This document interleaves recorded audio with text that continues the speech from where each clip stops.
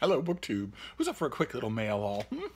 We'll keep doing these mail hauls just in installments as they come along, so that maybe none of them stretches to 45 minutes. That would be great. We've got a little pile of packages here, first thing in the morning. No idea when I'll upload this. First thing in the morning, I say very virtuously, but then, as usual, I will forget to upload until much later in the day. There are no boxes. The last package, the package we'll save until last, is bigger than the others, so it might be a great big finished copy. But we'll see what we have here. There's always something to interest you, even if, as was famously the case earlier, was it last week where we had that mail haul where I did my best, I put my game face on, but nothing in it really interested me. And it was fun to see and to hear from the rest of you how some of those things did interest you. It's a good reminder that these mail hauls aren't just for me. So, even though I mercilessly self-indulge. So what is this first one? Oh, goodness gracious. Okay. All right. This has a strict on sale date of July the 9th. Okay. This has a strict on sale date of July the 9th. And those of you who are interested in the subject are almost certainly going to want to buy it and read it. You're almost certainly going to want to. Might as well reserve your copy at the library or at the bookstore. This is by Steve Gillen, and it is America's Reluctant Prince. It's the first full-dress biography of John Kennedy Jr. Ever? I want to say ever. Certainly the first one in a long time. So, I mean, those of you who are American will probably know who he is. This is, I believe, okay, the pub sheet isn't helping me out here, but I believe this is this year is the 20th anniversary of his death, which seems unbelievable. That just seems unbelievable. And he had all the lambent possibilities that float around Kennedys, that always do, that always float around Kennedys. Did he have the knowledge, the charisma, the friend base to maybe go a long way, to maybe do a lot? And this book is going to be touching. It's going to be very touching. Okay.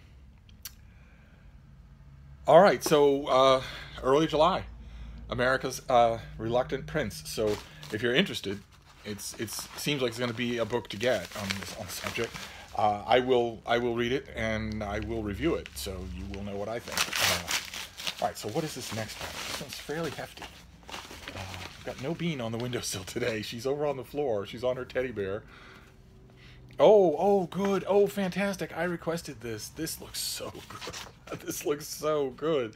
This comes out at the end of August, and it is by Duncan White, and it's called Cold Warriors, Writers Who Waged the Literary Cold War. Look at that cover. And look at the size of this thing.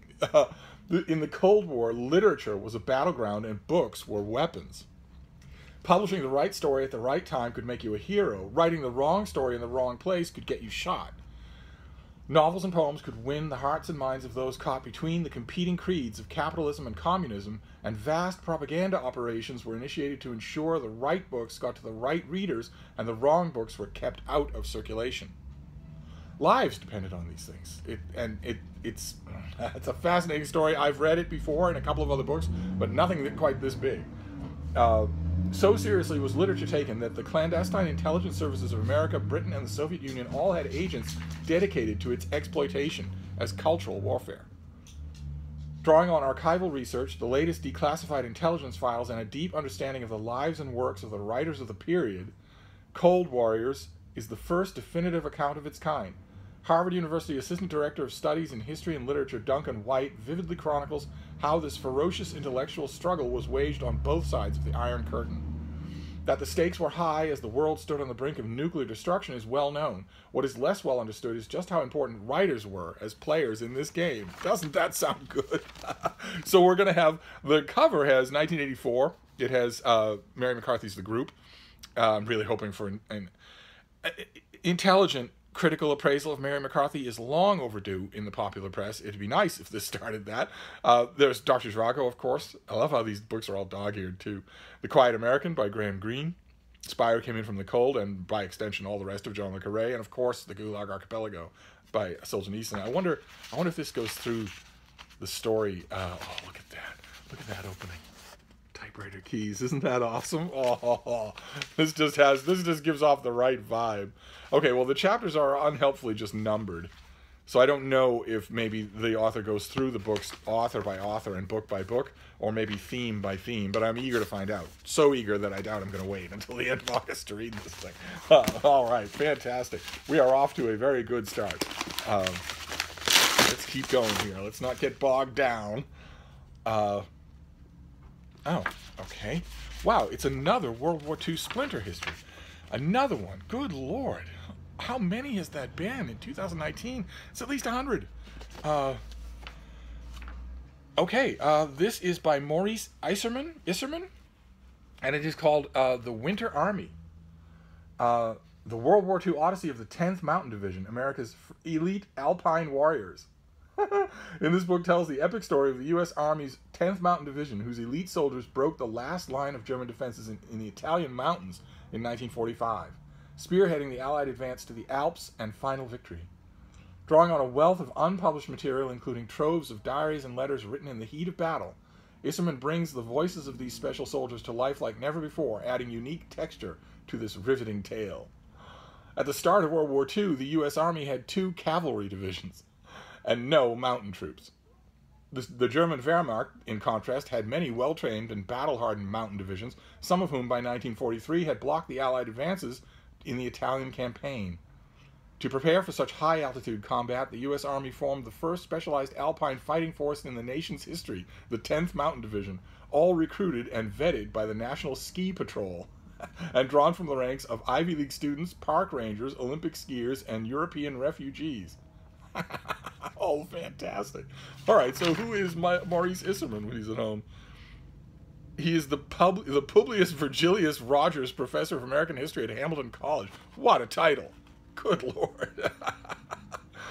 Okay. All right. World War II splinter history of the very best kind. So this comes out in early November. It really intrigues me, but I think I'm going to wait. I have to knock off a lot of summer books before I get around to November, unless it's, an 800-page new biography of Erasmus, then maybe. But, all right, fantastic. We're doing fine so far. It hasn't been a dud yet. Although one of these books is going to be very difficult to read. The JFK Jr. book, for me, is going to be difficult to read. Okay, all right. Ooh. I accidentally touched an invoice. Oh, God help us. People buy books? Okay, well, this next one, I have mentioned before that I have tried my best to make this one of my subjects and has never really worked. But maybe this will do it, because this is certainly one of my authors. In terms of popular historians, this guy is someone whose books I never miss. This is Dan Jones, and his new book is on the Crusaders. The Crusades were among the bloodiest and most horrific periods in history. Countless men, women, and children were massacred under the guise of holy missions. But these were not solely wars of religion. Indeed, religion was often secondary to commercial and geopolitical considerations. Though they began almost a millennium ago, valuable lessons from the Crusades can be learned today. And in this book, Dan Jones depicts the human history behind battles and brings to life the charismatic leaders and victims of the Crusades. Using the latest historical research and an innovative, deeply personal narrative style, he delivers with unprecedented range and intimacy the experiences of those who participated in the many battles to control the Mediterranean and the Middle East. And I don't know for sure. I will, of course, with this book, as with so many other books, start at the back. Once I don't think the advanced copy will have. Oh no, the advanced copy does have the bibliography. Oh, and also the notes. Oh, fantastic! All right, so I can start in the back here. It's unlikely that this has a whole lot in the way of what was that? What was that mention? The latest historical research. But the second part, innovative, deeply personal narrative style, Dan Jones does better than almost anybody. So his books are always page-turningly good to read, no matter what the subject. I've read and reviewed plenty of them. Plenty, and I will certainly read and review this one. This is this is October. Okay, so this is again a long way off, and it's not. I mean, this author hit a bullseye with me when he did a 1-volume history of the Plantagenets, and that sort of did it for me. That is an example of Dan Jones writing a Steve book. This is not quite. The Crusades have never really done it for me, but perfectly happy to give it a try. Absolutely, wow. All right, well, that's 4 books and 4 bullseyes. 4 things that I'd be happy to read, although aside from... America's Reluctant Prince I will probably read tonight, but the others I'm gonna wait on them. They're too far down the line. They're really interesting, but they're too far down the line. And then we have this last package. It's mighty big. It's mighty heavy. So this could be a huge finished copy or a huge advanced copy. There's some advanced copies that I don't want to tell you about that are coming down the line that are really going to appeal to Steve. I don't care about you.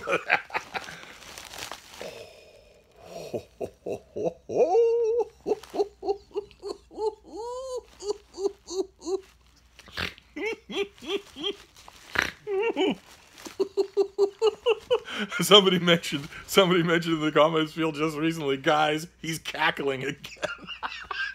I'm afraid if this won't do it, nothing will. Oh my god. Here, I have got to show you these. I'll show you, I'll get them out of here. It's many books. I will get them out of the envelope off camera, and then I will show them to you all in one enormous pile. This, ladies and gentlemen, is Dune. This is Dune in these new prestige mass markets with brand new cover art. There's Dune Messiah. There's Dune itself. Look at this, though. Heretics of Dune and Chapter House Dune. When's the last time they had mass market paperbacks? It was forever ago. Forever ago. Probably 30 years. I should ask Mark Richardson, when the last time the old ones, the ones with the black spines, when was the last time they were around in mass market? Those were the last mass markets. Oh, there's Heretics of Dune. Dune fans who know this book will know who that person is. Oh, man. And Chapter House Dune. Again, fans of the book will know what that spaceship is. That these were well chosen. And we also have Children of Dune and my favorite, God Emperor of Dune. God Emperor of Dune has trees and greenery on the cover. Also well chosen. Wow, fantastic. And Children of Dune has two characters, and we know who they are, don't we? Oh, man. Oh, man. Ace decided to reissue all of the Dune books with new artwork. And here they are. Fantastic. Oh my. Okay. All right. Okay. Well, Steve's reading just got torpedoed. Oh my.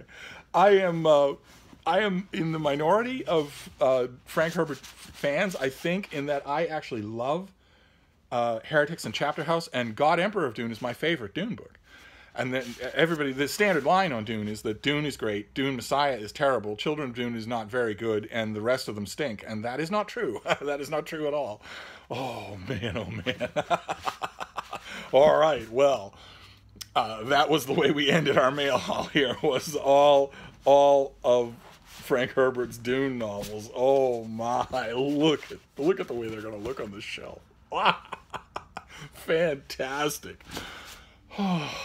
Okay. All right. So we have Crusaders by Dan Jones, a historian I really like. I'll read anything he does. The Winter Army, about America's first Alpine Division in World War II. Cold Warriors, a great big thing on books and literature and writers during the Cold War. Right up all of our alleys, not just mine, but right up all of our alleys. Then America's Reluctant Prince, a new book coming out in July about John F. Kennedy Jr. And all of these Ace reprints of Dune, which, you know, the movie is gaining traction. Fans, of course, are evergreen. They always love Dune. And seeing these things, a nice big YouTube read-along of the Dune novels would certainly be a nice thing now, wouldn't it, BookTube? Perhaps featuring some really good booktubers? And yours truly? Wouldn't that be a nice idea? To read through all of Frank Herbert's Dune books. I certainly have extra reason to now. All right, well, I'm going to wrap this up, and then I'm going to need some alone time with Shai Hulud. But I will be back. Maybe. Thank you, BookTube.